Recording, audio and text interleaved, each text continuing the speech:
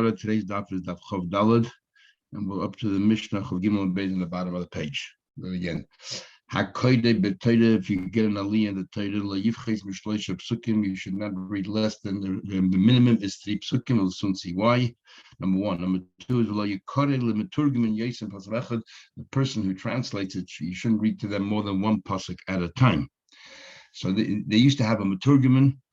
And there are all kinds of laws about the meturgiman. We'll have another gemaras as well about that. You know, there's the sound and so on and so forth. And we said before, only one voice can do the meturgiman of the Torah, and you do it pasuk by pasuk because every pasuk is very informative, and we need to know every pasuk clearly so we can focus. Now, interesting why today we don't do meturgiman. Meturgiman is only in Aramaic. So, and today we don't understand Aramaic, so we don't do this whole Turguman thing. So the question is, so why don't we do it in English or any other language that everyone understands? So the Torah writes, it's not just translating the Torah. The Targum Aramis was written Baruch HaKodesh. Uncles wrote it, he learned it from Rabbi Shur Rabbi Lezer, and they used to know before, and it was forgotten, and then he reminded it. So because it's written Baruch HaKodesh, it's not just translation, it's also part of the Kedusha, has a Kedusha of Torah. Any other language that we put it into is not Baruch HaKodesh and doesn't have that Kedusha. And this is one of the reasons why there were a number of Paskin, the Noda B'Yehuda, Chassam Sofer, and others who totally disagreed with the idea of having an art scroll or Steinsaltz Gemara where you translate the Gemara because it takes out the whole Kedusha of it, apart from other reasons. Continues here. But obviously, they both did a great thing because it opened up Shas to everybody and made it easy to understand and follow. Uvenovi shloisha, you can do 3 psukim at a time because there's more story. Okay, each pasuk in Novi is a different subject. Then you translate one pasuk at a time because you can only focus on one subject at a time. Medalgim Novi, medalgim v'Torah. By Novi, we can skip over from one section of the Navi to another, but you cannot skip over in the Torah. Even though we live in Mariyuma, that by Yom Kippur, the Kohen Gadol, they skipped over parts. We'll talk about it soon.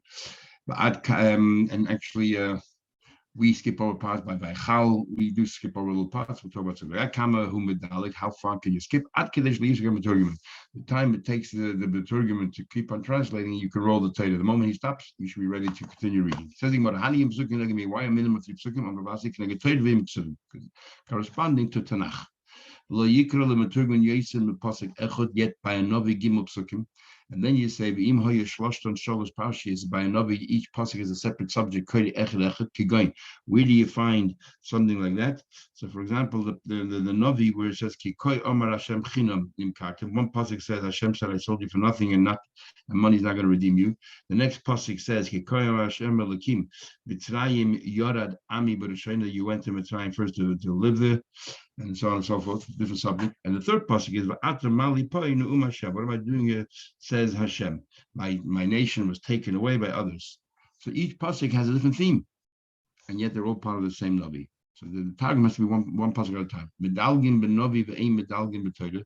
But I mean, I ask a question. It says by Kohen Gadol that he first reads Achrei Mois, and then he reads some pashas Emor va'ach va'oser v'hakam medalag. He's skipping from one pasha to the next pasha. How can you do that? Omar Abai says, like Kasha is not a problem. Kan b'chdei yifsek hamaturgin, but kan b'chdei lo yifsek hamaturgin. Not a problem. They're close to each other, close proximity. Achrei and Emor are pretty close to each other, so the time it takes to roll the Torah, the targum is already concluded, so they feel allowed to. But if the metargum, if it takes longer to roll it to the next place, then you're not allowed to. In other words, we're making this distinction about the metargum regarding Torah. Oh, that's what we're talking about. Well, look, Tony, in our Mishnah, it says on this very thing, it says that Novi you could skip over, by Torah you can't. And then within Novi itself, to how far can you skip by Novi? Only a small section. In other words, when it comes to Torah, you're not skipping anything at all, only by Novi. So how can we find that Yom Kippur the Kohen Gadol skips? By Lekasha. Can be inyan echad, can be shtenyans. Even in the Torah, if it's the same subject, you can skip over a little bit. So like over here, Yom Kippur, Achar and Ember, they're both talking about Yom Kippur. So therefore, people do not lose, don't get distracted, don't lose concentration. So then we have that short period of time. If a Turgum can, if it's not that far away, and the Turgum is still talking, then you can roll it over there. But otherwise, two inyanim in the Torah you can't.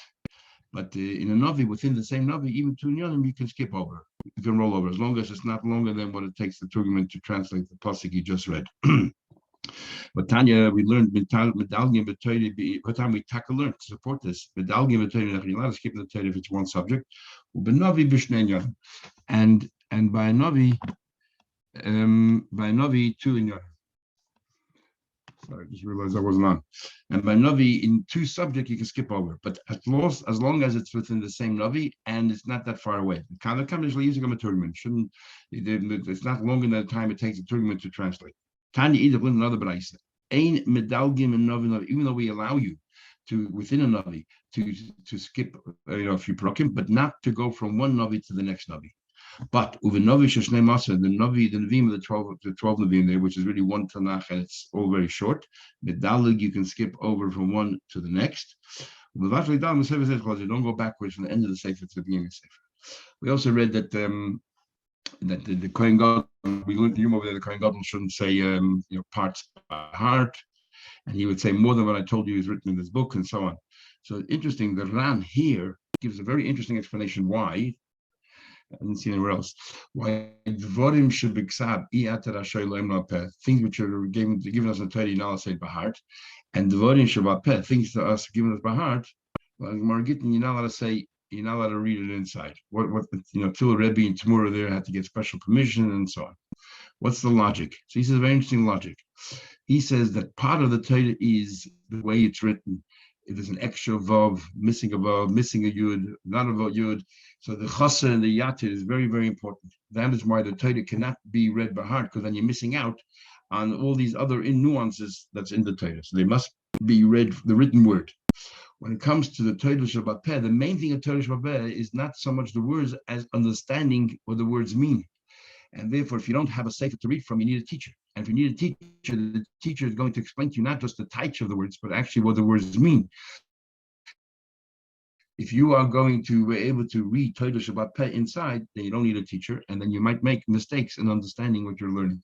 And we dafka wanted that Torah Shabbat Peh should be transmitted from generation to generation, or teacher to student, so that they put you in the right path. Interesting. Okay, so my further, but Amin will ask a question. That's right, Mishnah. Hamafter ben Navi, if somebody says Haftarah by a Navi who paid al Shema, he should also be the one who is going to read the Shema. We had before yesterday, Peiris al Shema. We're talking about people who didn't daven yet, or two people didn't daven yet, or because I used to have somebody coming to the Amid only by Shmoneh. So this is Peiris al Shema. So you say Baruch Hu, and then the first bracha Yitzchak, you break it up. He should be the one like the Baal Tefillah for Shachris, in other words, who Oiva Lifnei Teva, and he goes to the Amid for Shmoneh. And it's like we're giving him a compensation prize for doing maftir. We're going to give you also these things over here. For them. That's why today there's a meaning in many places that the one who gets maftir also gets musaf, because like a compensation. The wording mission is a little bit hard to understand because shachris takes place before you say maftir.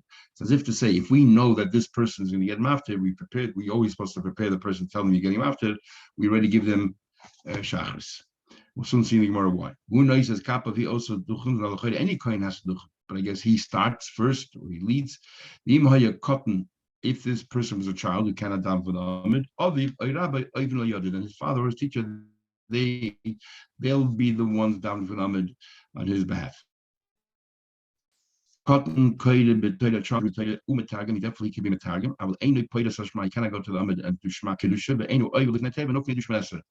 The ain't no says kappa notice duchen. Here it says that a cotton cannot duchen. So basically, we have three gemaras. We have the gemara in Sukkah. We had that a cotton who knows how to duchen. We give him truma. That means it sounds like a cotton can duchen.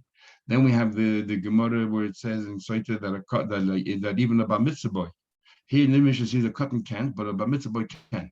Then you have Soita where it says that even a bar mitzvah boy can't until they have a full-grown beard when they're 18 years old. So so which one is it? So the Rishonim will grapple with this, and the general sense is not everyone agrees, but most of the Rishonim hold like this: that a cotton should never daven duchen on their own, but they could daven duchen together with other people, even though some say they shouldn't because their voice doesn't blend well.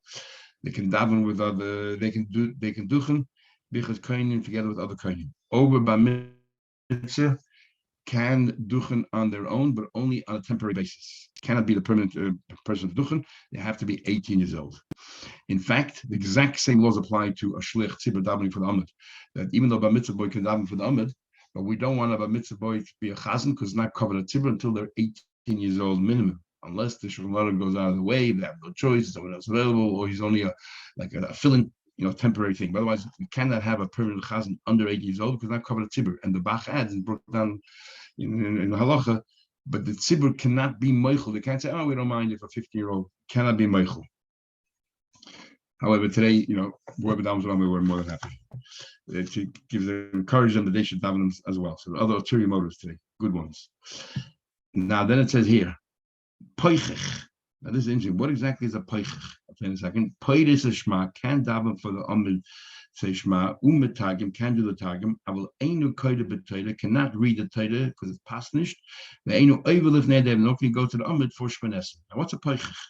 So, some Rishonim, Menashe alludes to it a little bit, means barefoot, which, and says here, Ainu Kappa cannot do it. But other Rishonim have a hard time with that because every Kohen who duchas takes their shoes off. And that's not mandatory to wear socks. What do you mean a Peichach cannot do it? So peiche can mean one or two things. Peiche can mean somebody's wearing shorts. As Rashi says, his knees are exposed. And or somebody's trying to say the knees are exposed. So therefore, that's a peiche. So wear shorts, should not daven for the Amid. Or other say peiche is that they have a lot of holes in their pants, so a lot of their skin is exposed. They should not daven the Amid because it's inappropriate. Then we go Summa, blind person, Poidis Shema, can read Shema, Targum can do the Targum. Rabbi Yehuda says, Kol Shaloi Rama, Eidis Meyam, who was born blind, ain't a Poidis Shema, cannot say Shema, because Shema, you say the first bracha, Yetzer HaMoedus. How can he say thank you, Hashem, for creating the light when he's blind and he can't see it? Now, all the Rishonim have a hard time understanding here because Rabbi Yehuda holds that a blind person is parted from all the mitzvahs. So what do I care if he was born blind or if he became blind later? The fact that he's blind is from mitzvahs, and he cannot daven for the Amid, and he can't be Peirush Ma, say Kaddish. So what's going on here? So most Rishonim hold that even according to Rabbi Yehuda, that a blind person is parted from mitzvahs is only Mahatayra, not Midrabbanan. And the reason for that is because if you're going to say that he's parted Rabbanan, how is a blind person different than a goy? Women who are parted from mitzvahs, the vast majority of the mitzvahs are chayvin, so of course, it's not a problem. But when it comes to and the Gemara Bracha, this is the Bible, women don't have a mitzvah midrabanan to make up those mitzvahs. They want to, they can, but they don't have a chiv. Mashen when it comes to a blind person, midrabanan the chayiv mitzvahs, and therefore because they're chayiv mitzvahs midrabanan, what do you call? Rabbi Yehuda says that nevertheless, if he's so therefore he would be able to daven for the Amid if he was born with eyesight, but because he's born blind, he cannot say the bracha Yetzer Ma'edus. He has no appreciation of what Ma'edus is. He doesn't. How do you explain to him? He doesn't understand what you are saying. Other Rishonim, however, hold that what do you call it? And Rabbi Yehuda and other Rishonim that Rabbi Yehuda holds that a blind person is parted completely, even midrabanan. Even midrabanan, and what do you call it? So that's how, and they try explaining one a bit differently. Okay, let's continue. Says more further. My time, what's the reason we have to give him?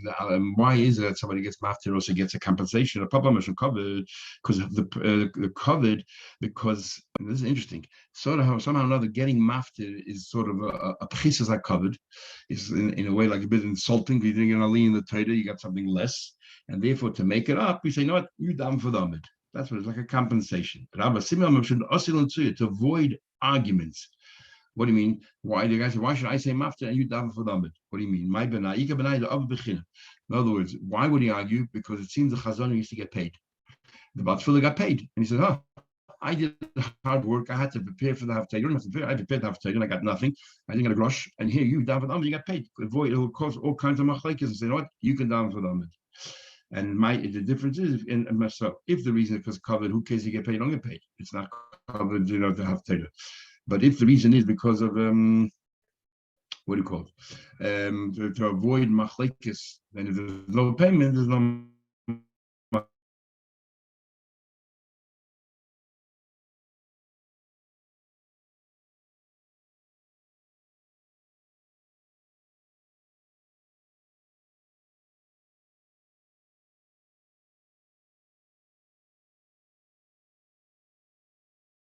This is the only type they have. As you get older, it's not only stays with you, it grows. And all of the type is so fall away as you get older. But covet never cure, but it doesn't begin to, you don't begin to appreciate covet till you're older. Ella, Ika covet, other covet, but the covet is the father's covet. They see the son getting haftarah and getting second, playing second fiddle here. So they're standing up for the covet of the son. That's why I give them the amud. Is hachanam, you can see over the so same thing, they'll argue for his money as well for payment. Poichik, poichik zoshma. Boy, when they all about Abaya cotton poichik ma. What about a cotton who's poichik? A cotton is the one who has all these tatters in his clothing or shorts, whatever. Mao sheikum, can he be the Torah? Why don't you ask me the cotton is naked? What is the reason why a cotton is naked? It doesn't have these halachas. Is not allowed to daven for the amid. Mishum cover tzibur. It's not respectful for the tzibur, and therefore hachanam should cover tzibur. So here too, the same reason you cannot have pants full of holes in them or shorts because it's not covered hat tzibur. It's not covered hat tzibur. And again, the Rav Kiva here collects all the places in Shas where we use the idea of covered hat tzibur. And okay, so thinking about it further, and as I told you, the Bach says in all places of covered tzibur you cannot be meichel, and you cannot be meichel. So therefore, the same thing applies. We discussed about a woman getting an aliyah is also, it's not a question of being meichel. So thinking about it further, because all of these other things. So if the community says we don't care if the cotton goes naked, you allowed to? No, of course not. Tanya the Harbet, they said to Rabbi Yehuda, you're telling me if a guy never saw light in his life, he cannot bring bracha yetzameres. Why not? There were many people that saw full religion recover, that were anticipating to darshan and recover via chaskun. But they never saw it. It's esoteric stuff. You cannot really see it, but they talked about it, and yet they learned it, and it's called learning. So why can't you explain to somebody what light is? Just like you can explain ruchas light, why can't you explain gashmis light? Rabbi Yehuda said, what are you talking about? What are you comparing? Hassan Bav Nosas Liba telling me, so this is a question of understanding. The guy who concentrates, focus, understands. He knows. You're making a bracha because you're having benefit and pleasure from the creation of Hashem, light. He has no benefit. He's blind. If he was blind, he was born with eyesight, never became blind, so he appreciates what light was. He remembers what it was, and he still appreciates it. But if a person never saw it, he doesn't. But Rabbanan, and what Rabbanan can answer? He does have pleasure. He does have benefit. What's the story? Like Rabbi Yossi said, Tanya Rabbi Yossi, my whole life I was always wondering about the following pasuk, which says actually in the we should go ahead and be touching out there in the middle of broad daylight. Kashi mashes no different than a blind person is trying to work his way out when it's totally dark. So he said, I don't understand. A blind person makes no difference if it's light outside or dark outside. What's the emphasis there? A blind person in the dark. What's the mean a blind person in light and dark?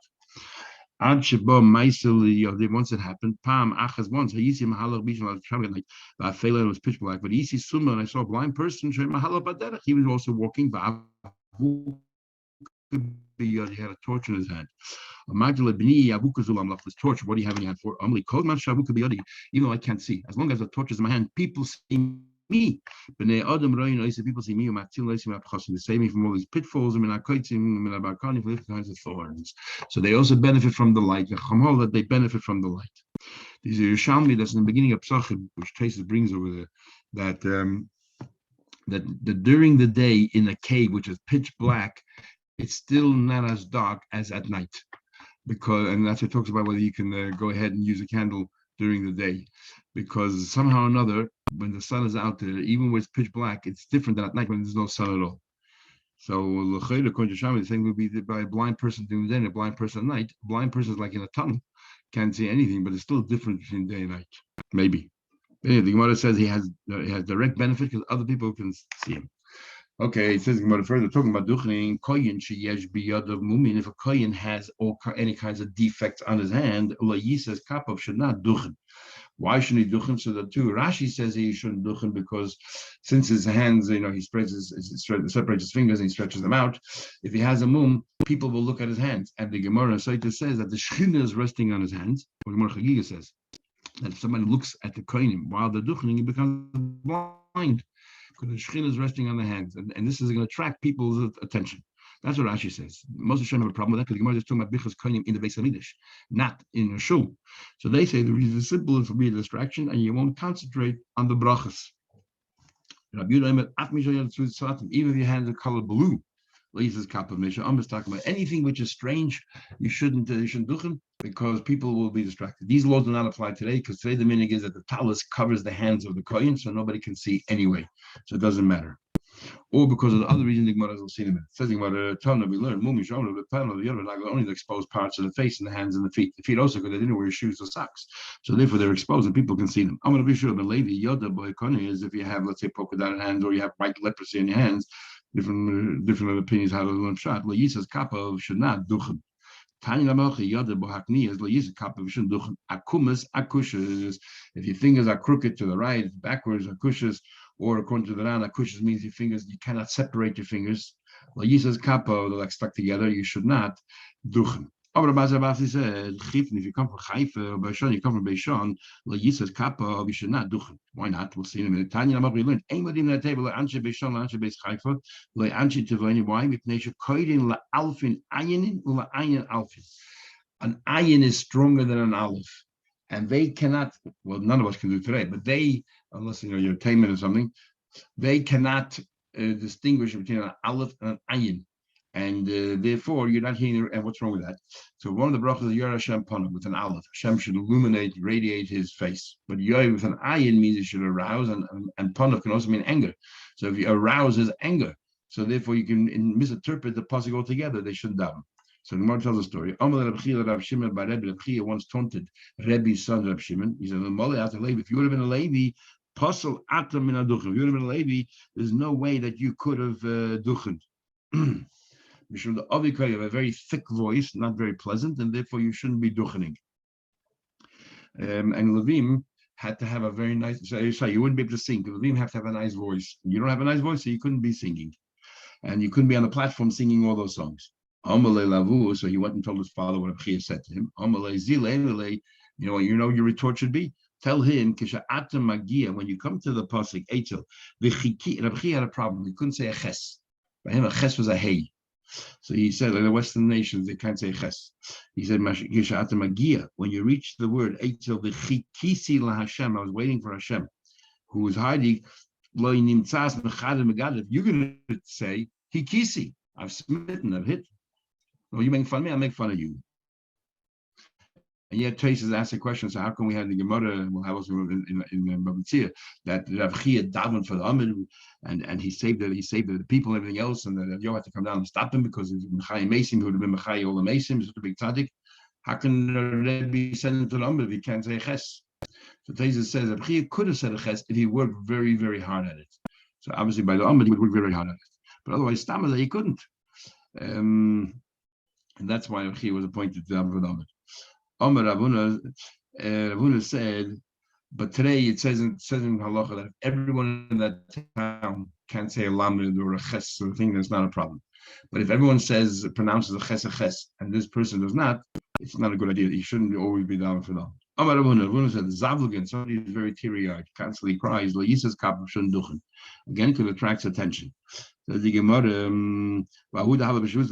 was somebody in the neighborhood of Huna, and he would duchen, and yet he was that kind of person. So what answers, it was so common. He lived in the town for long enough that everyone knew that he has this idiosyncrasy, and therefore nobody would be distracted. Nobody would focus on it. And they say therefore today, because we've learned to be tolerant of people who are unfortunately have any deformations or challenged in any way, and we accept everybody as equals, and all of these laws don't apply anymore because they don't necessarily attract any attention and distraction, because we accept everybody the way they are.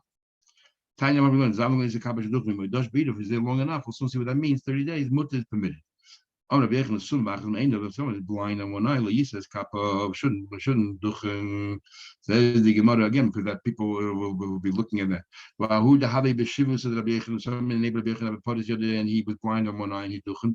He lived long enough. Can we learn? We learn somebody is blind on one eye should duchen. We might but if he lived in the town, what is permitted? Rabbi Yehuda Misha Yad Tzuz, his hand was colored blue. He's a kappa shadduch. Can we learn? If the majority of the people in the city, melachten bekach. Again, so they work with these dyes, and therefore they have that color hands. And what again? No, if it's not something that causes a distraction, it's not a problem at all whatsoever. Says the Gemara, somebody says, if somebody says, I don't want to down for the Amid because between I'm wearing color, I'm not wearing a white shirt, I'm wearing a colored shirt, and it's a pasnish. Then start a person, you shouldn't even send to the Amid with a white shirt. Why? I think Gemara will explain because maybe some kind of applicators or an idol worship because they were very pedantic about these things. The sandal, if somebody's not wearing shoes, wearing sandals, he says, I don't want to down for the Amid with sandals. I don't think it's appropriate. He shouldn't even daven barbers. He shouldn't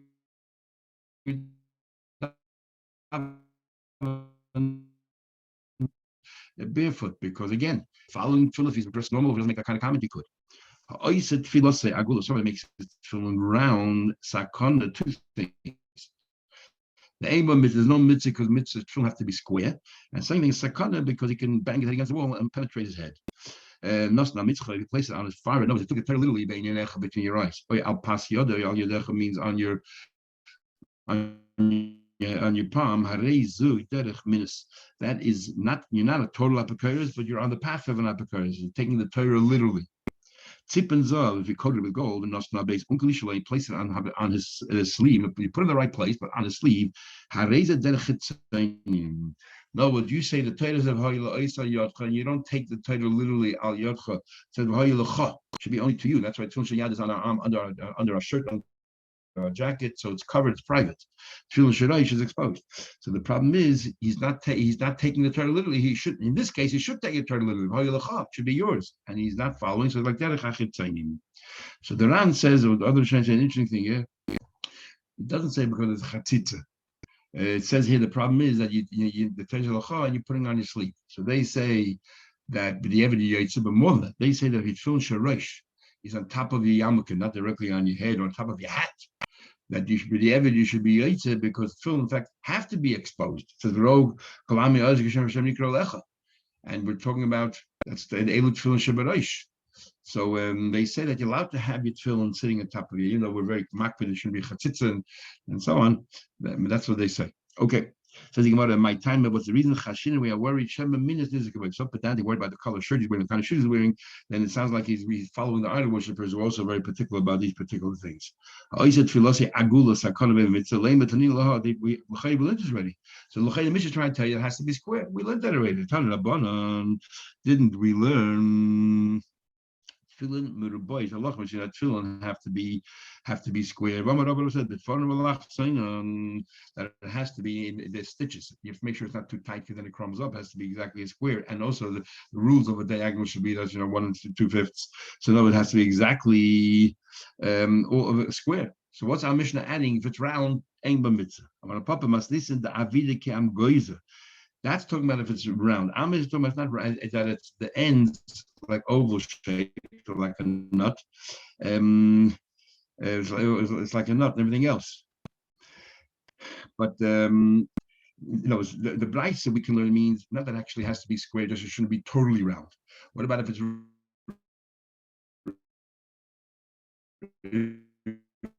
it's a little bit slightly round, but it has to be mamish square, because if it's squared over the edges, it's a sakana, because that can penetrate your head, and you're not doing the mitzvah. It has to be literally square.